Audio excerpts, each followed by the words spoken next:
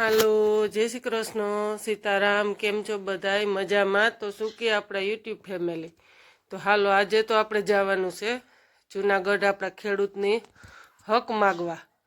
તો હાલો આપણને સરકાર ખેડૂતની હક આપે છે કે લોલીપાપ આપે છે? તો મારું કહેવું તો એટલું છે કે સરકારને કહી લોલીપોપ તો તમારા છોકરાને આપો, અમારા છોકરા તો ઊભી ઘટી ખાહે ને તોય પણ એનો અમીનો ઓટકાર આવશે, તમારા છોકરાને લોલીપોપ ખવડાવશો તો નહીં ઓટકાર આવે. તો હાલો આગળ જોડે હું વિનંતી કરીશ ડાયભાઈ ગજેરાને પોતાનો મત રજૂ કરશે. કિસાન સહકાર સમિતિના નેતૃત્વમાં ખેડૂતોના મળેલા સંમેલનની અંદર મંચસ્થ સૌ મહાનુભાવો અને દૂર દૂરથી પધારેલા આપ સૌ વંદાતાઓ, હું આપને વંદન કરું છું કે આપ સૌએ આજે સિઝન હોવા છતાં પણ આવડી વિશાળ સંખ્યામાં જે મુદ્દાઓ ઉપર આપ ઉપસ્થિત રહ્યા છો એ માટે આપ સૌને વંદન કરું છું. મારે વાત બહુ આક્રમક ટોનમાં વાત નથી કરવી. મારે વાત કરવી છે એ ખેડૂતોની નીતિઓની વાત કરવી છે. જ્યાં સુધી ખેડૂતો અંગેની વૈકલ્પિક નીતિઓ ના બને ત્યાં સુધી આપણે ગમે તેટલી માગણીઓ કરશું પણ માગણીઓની અંગે સરકાર હંમેશા આપણને અન્યાય કરવાની છે. આ વૈકલ્પિક નીતિઓ અંગે દેશના દિલ્હીની અંદર ચાલેલા સંયુક્ત કિસાન મોરચાના આંદોલનમાં માંગ કરી હતી કે ખેડૂતોને સ્વામિનાથન સમિતિની ભલામણ મુજબ ટેકાના ભાવનો ગેરંટી કાયદો બનાવો, ખેડૂતોના દેવા નાબૂદ કરો, કારણ કે તમારી નીતિઓના પરિણામે આ ખેડૂતો દેવાદાર બન્યા છે. અને પાક વીમા યોજના છે ચાલુ કરો અને પાક વીમા યોજના સરકાર હસ્તક ચાલુ કરો. આજે આપણે માગવા એટલા માટે જવું પડે છે કે ખેડૂતો જે છે એ ખેડૂતોના પાક નિષ્ફળ થાય છે. એ નિષ્ફળ થયેલા પાકને જો પાક વીમો હોય તો આપણે હક માંગવા જવું પડે, આ ભીખ માંગવા ના જવું પડે. અને પાક વીમો એ આપણો મુખ્ય આધાર છે. આ પાક વીમાની વાત છે. અને સૌથી મોટું જે મહત્વની વાત છે એ છે કે ખેડૂતો આજે આ દેશની સેવા કરે છે, રાતની દાળ તડકો જોયા વિના કામ કરી આ દેશનું અનાજ પકવી અને દેશની જનતાનું પેટ ભરે છે. તો એમને શા માટે પેન્શન નહીં? એમને પેન્શન મળવું જોઈએ. 10 વીઘાનો ખાતેદાર ખેડૂત હોય અને એ ખાતેદાર ખેડૂતના દીકરાઓને એના મા બાપનું ભરણ પોષણ કરવું પડે. આ પરિસ્થિતિ આ દેશમાં જે થઈ છે એને બદલવા માટે આપણે સૌએ આવનારા સમયની અંદર સંગઠિત થઈને લડતો કરવી પડશે. લડતો વગર ઉધાર નથી. આપણને ઘણી વખત ભગતસિંહના વિચારો ગમે પણ ભગતસિંહ કોઈને થવું નથી. ભગતસિંહ જ્યાં સુધી વિચાર આધારિત આપણે થશું નહીં, આપણે લડશું નહીં, આપણે મેદાનમાં આવશું નહીં, આપણે એક થશું નહીં, ત્યાં સુધી ખેડૂતોની બદહાલી એમને રહેવાની છે. ખેડૂતો પોતે જે અત્યારે પરિસ્થિતિ ભોગવી રહ્યા છે એ પરિસ્થિતિ માટે સરકાર સંપૂર્ણ જવાબદાર છે. અને સરકાર જવાબદાર હોય ત્યારે ખેડૂતોની આ વ્યાજબી માંગને સરકારે માગવી જોઈએ.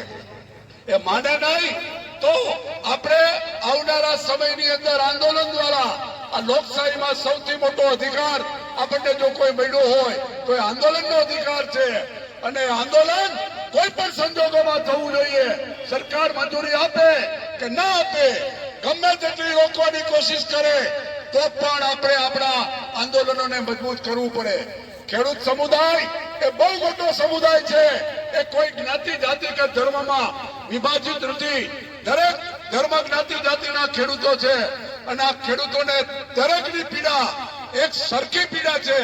ત્યારે આપણી આ રોજગારી છે ખેતી, સરકારે રોજગારીની ચિંતા કરવી જોઈએ. સરકાર જયારે કર્મચારીઓને મોંઘવારી આપે, 8મો પગાર પંચ આપવાની તૈયારીઓ કરે છે તો ખેડૂતોને સ્વામિનાથન સમિતિની ભલામણ મુજબ ભાવ આપવામાં તમને ગાંઠા સેના વળે છે, પાક વીમો ચાલુ કરવામાં તમને ગાંઠા સેના વળે છે, અને દેવું નાબૂદી કરવા માટે તમને ગાંઠા સેના વળે છે. આ માંગ એ આપણો અધિકાર છે અને આ અધિકાર આપણે ચૂંટવીને રહીશું. પરેશભાઈની સાથે ગુજરાત કિસાન સંઘર્ષ સમિતિ છે, સંયુક્ત કિસાન મોરચા છે અને સમગ્ર ખેડૂતો આજે હું કહી દઉં છું કે આ રાજકીય પક્ષ નહીં પણ આ ખેડૂતોની રાજનીતિ છે અને ખેડૂતોની રાજનીતિ એ આપણો અધિકાર છે, આપણી માંગ એ આપણો અધિકાર છે અને માંગ માટે આપણે સૌએ આગામી સમયમાં લડવા માટે જે કઈ કોલ કરવામાં આવે, જે કોઈ આંદોલન નક્કી કરવામાં આવે એ આંદોલનમાં આપણે સૌએ જોડાવાનું છે. એટલી વાત સાથે મારી વાત પૂરી કરું છું. ઇન્કલાબ જિંદાબાદ, ખેડૂતોની એકતા જિંદાબાદ. આ જેઠભાઈએ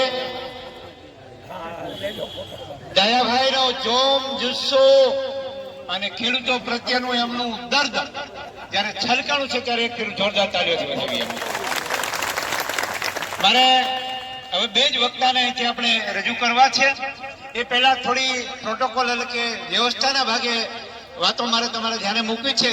હું આપને સૌને વિનંતી કરું છું કે આપ સૌ એમાં પૂરતો સહયોગ આપશો, કારણ કે આપણે જયારે કલેક્ટર સાહેબને અલ્ટિમેટમ આપીએ છીએ, નહીં કે આવેદન, જગદીશ મહેતા કહે છે ને આવેદનની તો સિંગડાળિયા થઈ એટલે આવેદન નથી આપણે. તો અહીંથી આપણા પરેશભાઈના નેતૃત્વમાં સૌ લોકો જોડાશે, આગેવાનો અહીંથી મારી મંચની એટલે જમણી સાઈડથી આગળના ભાગે થઈ આપે સૌએ પણ સાથે જોડાવાનું છે. બીજી બે ત્રણ મારી વિનંતી છે કે આમાં ખીચા ખાતરું પણ હોય એટલે આપણા પાકીટનું પણ ધ્યાન રાખજો.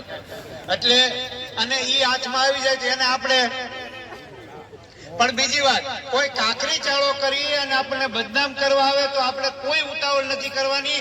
આપણી સાથે ખાકી વર્દી કે પોલીસ અહીંયા તૈયાર છે એ કાયદાનું કામ કરવા માટે, એમને આપણે સોંપી દેશું.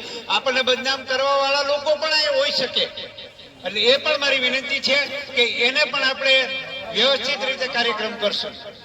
અને હવે પાલભાઈ આંબળિયા જેઓ અનેક વખત ખેડૂત હિત સમિતિ માટે, ખેડૂતો માટે લડત આપી ચૂક્યા, નહીં કે કોઈ રાજકીય મંચ એમને નથી, પણ ખેડૂત માટે કામ કરે છે એટલે આપણે એમને આજે આપણે એમનો મત રજૂ કરીએ.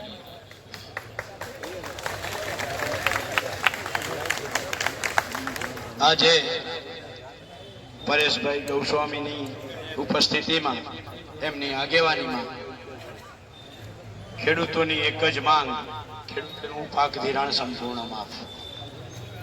આ લડાઈ માટે ઉપસ્થિત મંચસ્થ તમામ આગેવાનો અને આપ સૌ ખેડૂત ભાઈઓ, મિત્રો, મારે તમને મજા આવે, તાળીઓ પાડો એવી વાતો કરું કે એવા ભાષણો કરું કે સાચી માહિતી મળે એવી વાત કરું. કારણ કે પરેશભાઈ મારો સ્વભાવ રહ્યો છે, હું કોંગ્રેસમાં છું, એમાં કોઈ ક્યારેય મેં ના નથી પાડી, પણ મેં કાયમી કહ્યું છે કે હું ખેડૂતના ઘરે જન્મો છું તો મારો પહેલું કામ, મારી પહેલી ફરજ મારી પાર્ટી ના હોય, મારો ખેડૂત હોય. અને જ્યારે બિન રાજકીય લડત હોય ત્યારે હું કાયમી કહું છું કે પાર્ટીનો ખેસ અને પાર્ટીના વિચાર બંને મારે જોડા ઉતારું ત્યાં ઉતારીને આવવું જોઈએ. મિત્રો, આજ આટલી જ સંખ્યામાં જે આપણે અહીંયા છીએ, આજ કોઈ રાજકીય પક્ષની મીટિંગમાં હોય તો હું ખબર એને વ્યવસ્થિત રીતે ખુરશીઓમાં એરેન્જ કર્યા હોય.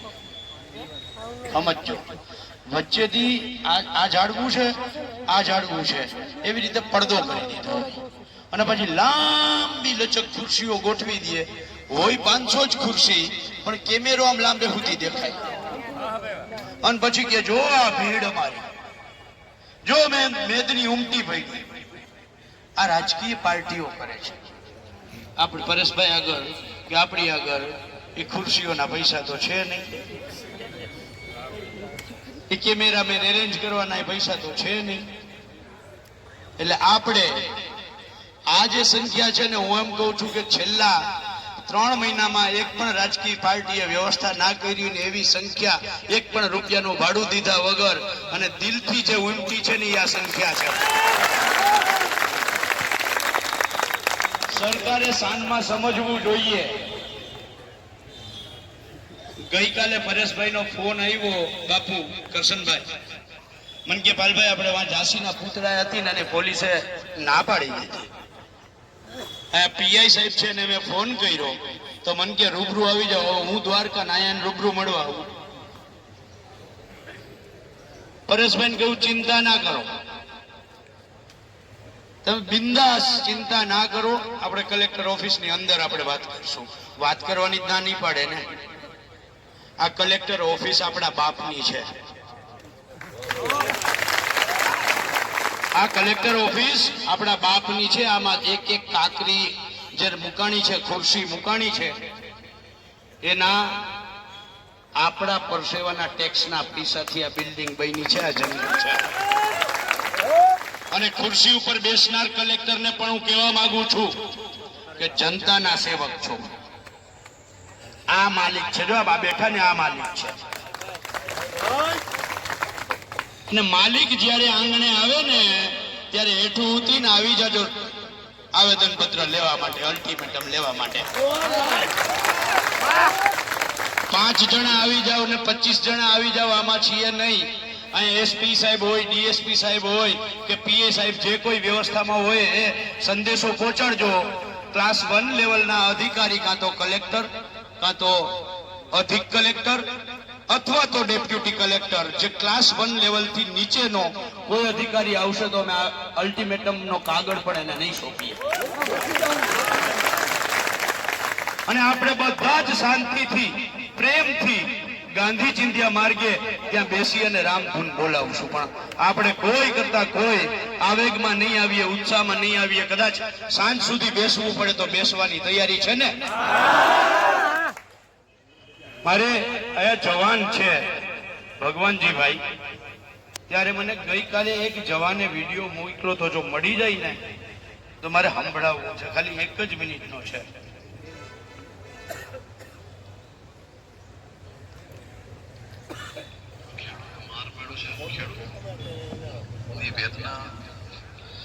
ખેડૂત સમજી શકે, બીજો કોઈ સમજી ન શકે. હું આજે ઘોષણા કરું છું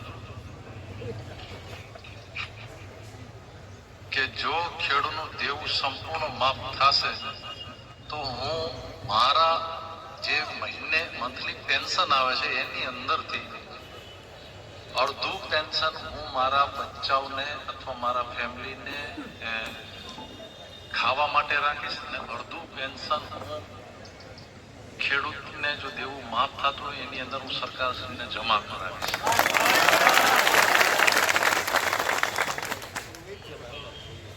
આ છે જવાન. એને એવું કહ્યું, પાછળ કદાચ કોઈ નહીં સમજાતું હોય, એ જવાને એવો વિડીયો બનાવીને મૂક્યો છે કે જો આ સરકાર ખેડૂતોનું દેવું માફ કરે તો હું નિવૃત્ત જવાન છું. મારું જે પેન્શન આવે છે આ પેન્શન માંથી અડધું પેન્શન હું સરકારમાં જમા કરાવીશ.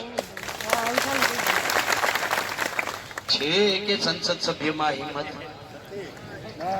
કે સંસદ 26 માંથી એકેય જાહેરાત કરી? અહીંયા મારા દીકરા ઓલું ઘાસ, ડાંગર, આપણું ખેત પેદાશ હાથમાં લઈને એમ કહે કે આમાં વાસ આવે છે. સાંભળ્યું ને તમે? જોયું ને? મેં તો એને તે દિવસે કહ્યું, અને ઘણા ભાજપ વાળાને ના ગમ્યું તો ડિબેટમાં મારો તો વિરોધ કર્યો. મેં કહ્યું કે મંત્રી સાહેબ, તમે જયારે જૈનમાન ત્યારે વધીને 1.5 ફૂટના હતા, આ 5.5 ફૂટના થયા છો ને, આ ખેત પેદાશ કાયમ થયા છો. એમાંથી તમને વાસ આવે છે? એમાંથી તમને વાસ આવે છે? એટલે સમજવાની જરૂર છે કે આપણી ખેત પેદાશમાં, અરે મારા બાપ, અમે તો ગાયનું કે ભેંસનું ચરણ કરીએ ને એમાં અમને સુગંધ આવે છે. અમે સવારે પોદરો ઉપાડીએ ને એમાં અમને સુગંધ આવે છે. અને તને ખેત પેદાશમાં વાસ આવે છે? નપટ, નાલાયક. મિત્રો, સમજવા જેવી વાત એ છે કે પરેશભાઈ શું કામ એમ કે છે કે ખેડૂતોનું પાક ધિરાણ માફ થવું જોઈએ? પાલભાઈ શું કામ કહે છે ખેડૂતોનું દેવું માફ થવું જોઈએ? તો એના કારણો સમજવા જેવા છે. હમણાં કોઈ કહ્યું કે કે એક ગાડું મગફળી 1 તોલું સોનું આવતું હતું, 4 ગાડા ઘઉં 1 તોલું સોનું આવતું હતું, 1 લીટર દૂધ અને 1 લીટર ડીઝલ હારોહાર હાલતું હતું. આ આઝાદીથી લઈ અને 2013-14 સુધી હાલ્યું. 2013-14 માં મગફળીનો ભાવ 1200 રૂપિયા અને સોનું 27,000 થી 30,000 આખા વર્ષમાં રહ્યું છે. હિસાબ કરી લીજો, લગભગ એની આસપાસ છે. બીજી નીતિ 2019 નું વર્ષ યાદ કરાવવા માંગુ છું. રતનસિંહ ડોડિયા બોલીને ગયા છે, જો અહીંયા હોય તો હું એમને આમ તમારી સામે જરાક રજૂ કરવા માંગતો હતો. અભિનંદન આપીએ આપણે રતનસિંહ ડોડિયા. આ રાજકીય પક્ષોની કોઈની તાકાત નથી, એ કામ રતનસિંહ ડોડિયાએ કર્યું. હા હોય તો રતનસિંહ ડોડિયા આવો. રતનસિંહ ડોડિયાએ 2019 માં ભરતસિંહ ઝાલા હોય, રતનસિંહ ડોડિયા હોય, પાક વીમાના પત્રકોને એનો હિસાબો અમે બધા આખી ટીમે સાથે બેસીને કર્યા અને સરકારના મોઢા ઉપર માર્યા કે મારા અહીંયા જુનાગઢની બાજુમાં અમરગઢ અને દેવગઢ ગામ છે, ત્યાં પાક વીમો 87% થાય એમ હતો અને તે 37% પણ નથી.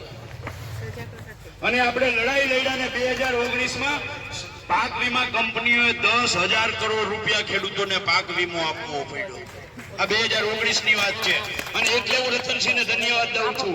આ એકલા રતનસિંહ હાઈકોર્ટ સુધી લડ્યા અને એ જ વર્ષે 10,000 કરોડ રૂપિયા પાક વીમાના સરકારે ચૂકવવા પડ્યા અને પાક વીમા કંપનીઓએ ચૂકવવા પડ્યા. અને હારે આટલું જ નહીં, આ જે પેકેજના અત્યારે ગીત ગવાય છે એવું પેકેજ પણ વધારાનું મળ્યું, 3,750 કરોડ. એટલે ખેડૂતને શું લાભ થયો? 2 લાભ થયા. એક SDRF NDRF મુજબ 3,750 કરોડ અને બીજું 10,000 નો પાક વીમો. ત્યારે તો આજે જે વરસાદ પડ્યો ને આનાથી 4 ગણો ઓછો વરસાદ હતો, ત્યારે 10,000 કરોડ મળ્યા. આજે મોંઘવારી છે એનાથી 4 ગણી ઓછી હતી, ત્યારે 10,000 મળ્યા. તો એના 4 ગણા ગુણ્યા 4 ગણા કરો તો એટલા પાક વીમા કંપની આજે ચૂકવવા પડે. લગભગ 1,60,000 કરોડ રૂપિયા પાક વીમા કંપનીઓ ચૂકવવા પડત.